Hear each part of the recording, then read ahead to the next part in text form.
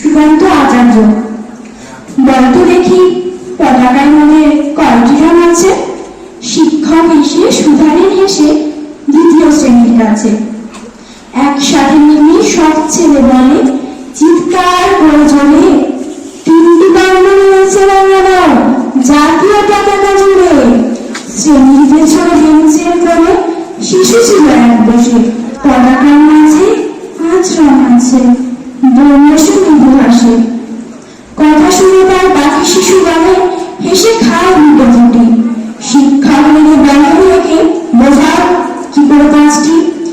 মাথা নিচু করে ভয়ার্থ শোনে সরল শিশুটি বলে ওপরে গেরুয়া, মাঝখানে সাদা, সবুজ আছে তার তলে, আর আছে আঁকা গোলাকার চাকা, নীল রং আছে এতে।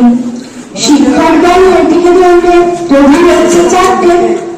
আবার শিশুটি বলল তখন রং আছে আর এক, লাল লাল ছোপ, তা দেখা যায় ওই পতাকার আছে। বাবাকে যখন আনলো ওরা কফিনের ঢাকা খুলে,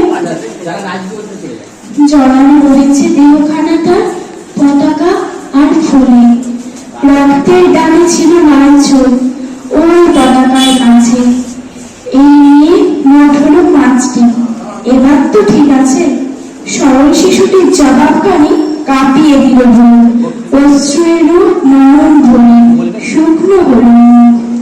আজও যারা দেশের জন্য করছে বলিদান, স্বাধীনতার শহীদ সম তাদের অমর প্রাণ। হয়েছে স্বাধীন, পেরিয়ে গেছে 70টি বছর, দেশ বাঁচাতে যাচ্ছে যে প্রাণ, রাখছে কি তার কত নষ্ট।